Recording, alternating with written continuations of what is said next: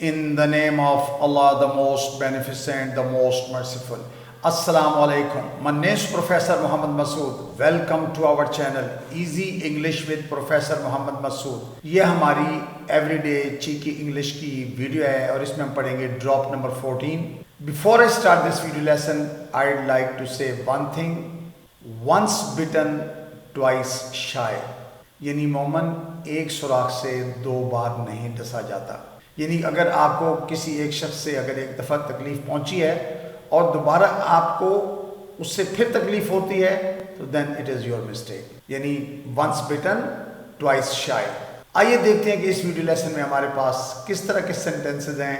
जैसा कि वक्त ही वक्त है, भाई कल का दिन पड़ा है, या वक्त ही वक्त है, जल्दी किस बात की, या वक्त ही वक्त है, अभी तो रात बाकी है, या वक्त ही वक्त है, संभाल लेंगे सब, या वक्त ही वक्त है, ठंडे दिमाग से सोचो।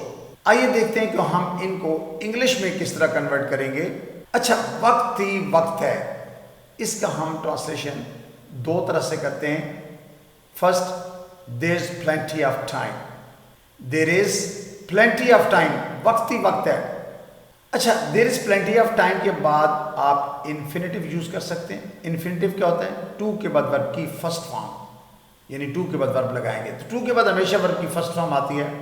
Second, there is plenty of time for, उसके बाद हमेशा आप नाउन यूज करेंगे।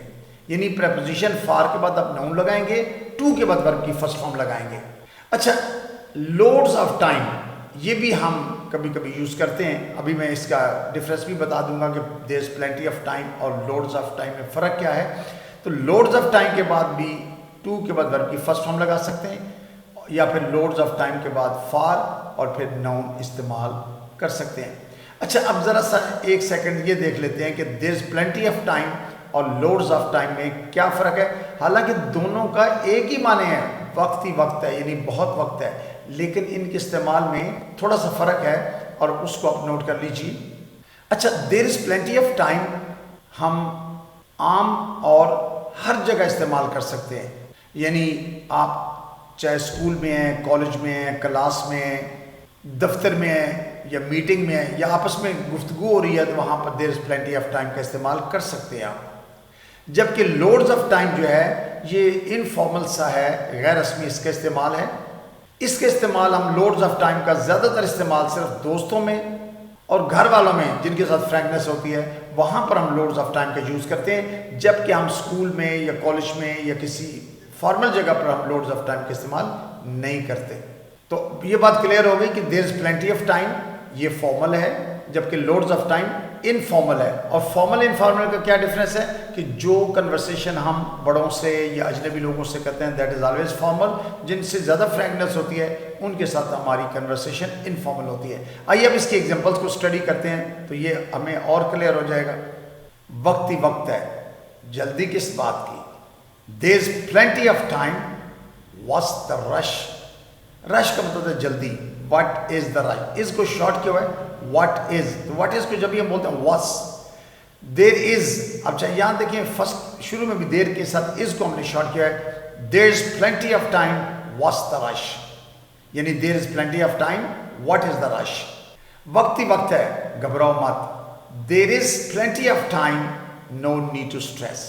There is plenty of time, no need to stress. अच्छा, नो नीड टू स्ट्रेस में दबाव ये डालने की जरूरत नहीं है, घबराने की जरूरत नहीं है। तो there is plenty of time, no need to stress. वक्त ही वक्त है, संभाल लेंगे सब। There is plenty of time, we'll handle everything. There is plenty of time, we'll handle everything. अच्छा, we will handle simple future tense इस्तेमाल क्यों है, हैंडल जो है मेन वर्ब है यहाँ पर। तो there is plenty of time, we'll handle everything. We के साथ हमने विल को शॉर्ट किया और व्हील, विल यानी शैल भी बोला जाता है, लेकिन चूंकि मॉडर्न इंग्लिश में हम विल ही ज़्यादा यूज़ करते हैं, व्हील। वक्त ही वक्त है, ठंडे दिमाग से सोचो। There is plenty of time, think with a cool head, यानी there is plenty of time, think with a cool head. Think होता है सोचो, थिंक थॉट, थॉट वर्ब है, विद अ कूल हेड में ठंडे दिमाग से। तो there is plenty of time, think with a cool head. वक्त ही वक्त है, अभी तो आगाज है। There is plenty of time is just the beginning. There is plenty of time इस यानी इट इज को जब शॉर्ट करके बोलेंगे इस जस्ट द बिगनिंग, इस जस्ट द बिगनिंग, अभी तो आगाज है भाई, वक्त ही वक्त है, ये भी गुजर जाएगा। There is plenty of time, this too shall pass. अच्छा, हम यहाँ जो दिस यूज किया है, ये एज ए प्रोनाउन यूज किया हुआ है, यानी टाइम के लिए यूज किया है कि टाइम शैल पास, वक्त गुजर जाएगा। तो there is plenty of time, this too shall pass, pass mean गुजर जाना चाहिए, वक्त ही वक्त है, बाद में मिलेंगे। There is plenty of time, we'll meet letter.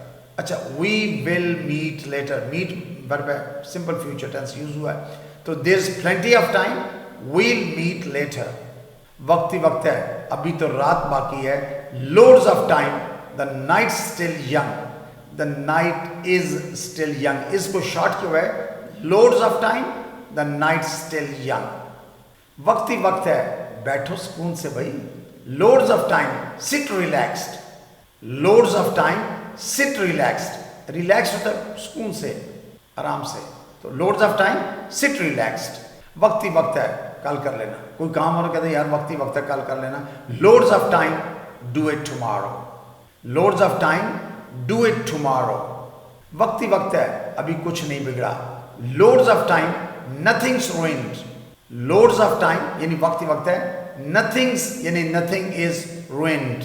तो रूइंड होता है यानी नथिंग इज गॉन रॉन्ग। तो loads of time, nothing is gone wrong या नथिंग्स रूइंड, अभी कुछ नहीं बिगड़ा चाहिए। रूइंड होता है किसी चीज़ का खराब हो जाना, बिगड़ जाना।